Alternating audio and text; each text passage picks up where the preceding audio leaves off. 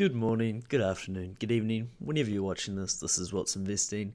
And today we're just doing a wee portfolio update showing you my dividends from June, July, and kind of showing you where the portfolio is sitting and some of the funds and stocks I've sold and then transferred those funds into different stocks. Yeah, so it's just a wee overview of how we're going and just updating you guys and pretty much getting hyped for US shares coming to Sharesies very soon, as I keep getting emails of different prototypes. We've seen the exchange rate prototype and a mix of that, so super hyped when they bring that in. It's going to be very soon. I can almost taste it, man. It's close.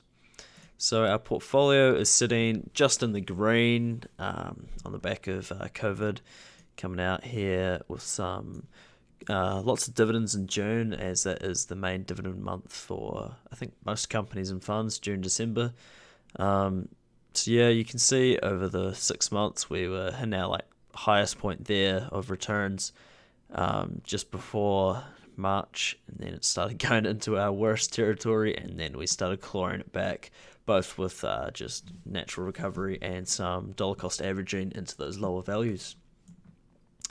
So the first thing that one of the things I did is sell my position in the Australian Top 20 Fund, as even though the dividend was good, the growth of the fund was pretty much non-existent. So I looked at the 5 years and looked at the all-time, and it's pretty much just up and down, stagnant, and the same kind of trend line.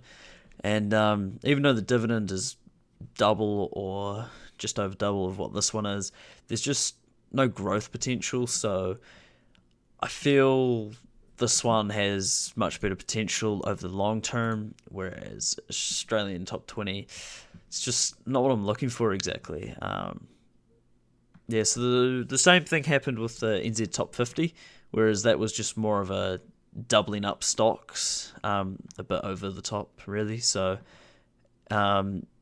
as you know from looking at kind of this little bit outdated spreadsheet of where the holdings are, the top 50 is holding the top 10, and then it's also holding the rest of NZ Midcap as well. So I just calculated the percentages by dragging down here what's in the top 50.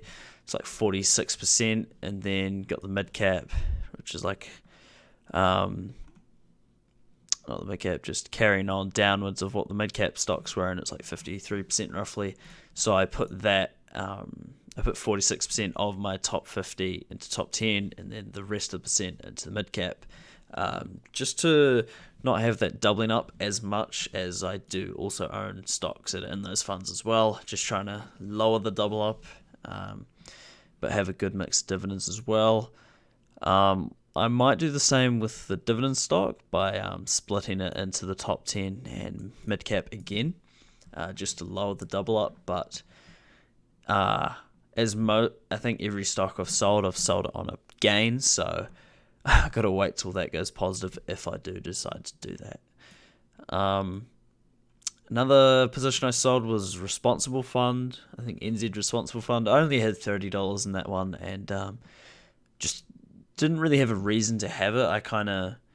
When I was starting out into Sharesies, I kind of just bought it as its past had been a lot of growth, and I really know nothing about it, so I might get back into it in the future, but for now I just sold that on a profit of about 3 or 6% or something. It's like $1 or $2 gain, not much, but yeah. So I think $1.19 above 30, so not bad.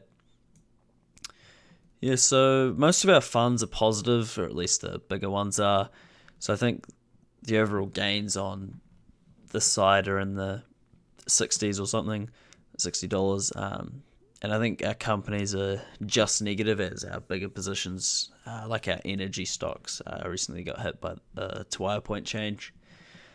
Yeah, so there's a bit of a mix. There's these two holdings that they're $2-3, so I'll sell them if they ever become positive, or just leave them there as for show, really, because it's only a couple dollars. Also might just sell them on a loss, because I can use that money to do something rather than maybe never getting back to where I bought in at. So we've been topping up our values in a mix of stocks like Energy and Hallensteins.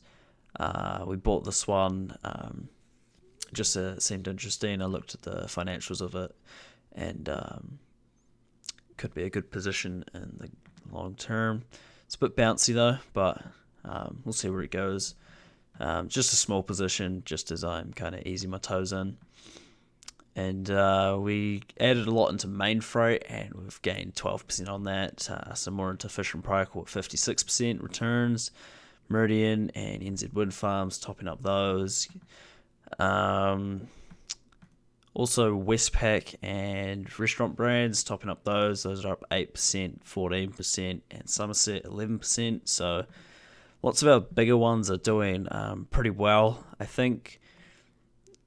Yeah, most of the big ones are doing fairly well, and then a mix of the little ones and the odd big one are dropping, which is kind of dragging us down. So that's why I'm going to try sell some of these smaller positions that I actually don't want, like say Warehouse Group and Z Energy, just to squeeze our portfolio into a more manageable realm, and kind of just understanding my portfolio a bit more as it's less spread, but still obviously has all this fund for diversity.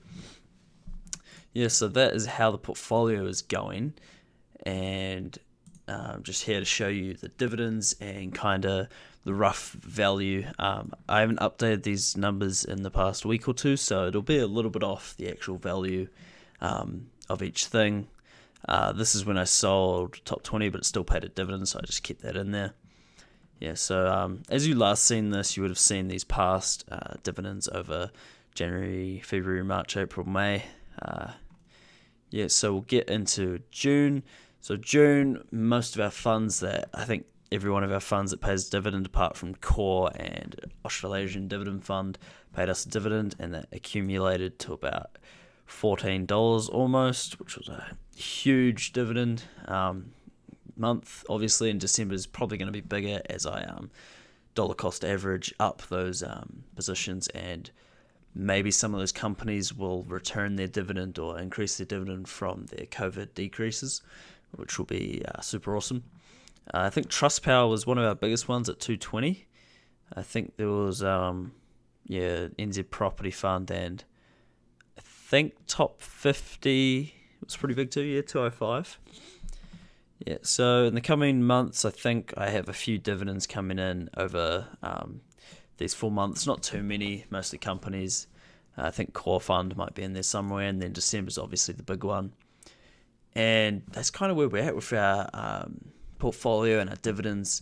I do have a kind of a secret coming up, pretty special, but we'll see how that turns out. It's not a guarantee, but as requested in the comments that I just saw, as YouTube didn't notify me and I couldn't quite find it, at least one or two of you want to kind of know how I choose my stocks that I invest in, and that video will probably be in the coming months, as I haven't got a kind of set in stone one strategy or a clear strategy of what I do, because the bigger positions are mostly looking at financials, looking at a competitive advantage, or seeing potential gaps in the market where they can take advantage. And some of the smaller ones, or say positions I already hold, I'll add money in as a kind of speculative hit, like say with Westpac and Restaurant Brands during COVID. I saw an opportunity where consumers or even investors will dive in at an opportunity, so everyone was kind of missing out on the fast food, so I was like, Restaurant Brands, I'll take the risk, put some money in there. It's a huge speculative move, so that's not going to be a part of that video probably, because that's kind of just intuition and risk and gambling in a way. But that those two players, Westpac and Restaurant Brands, turned out really well for me. I don't know if I did another one apart from those two. No, don't think so. I think I might have hit Chorus as well, and that one's, I think, up 9% or so. Oh, it's dropped again, but 4%. Yeah, so those went well. But yeah, that's all I've got for today. I think in the next few weeks I'll be making a video on US shares on Sharesies, as I think it's going to be pretty soon. I'm hoping. And I don't think it should be much longer since kind of the emails they've been sending. But if any of you guys are holding Tesla, I'm sure you're on the edge of your seats waiting for that earnings report, seeing if they get into the S&P 500, and just seeing where their stock goes, as it's been skyrocketing in the past 2-3 weeks. And yeah, that should be good. Hope you guys are doing well. Happy investing. I'll see you later.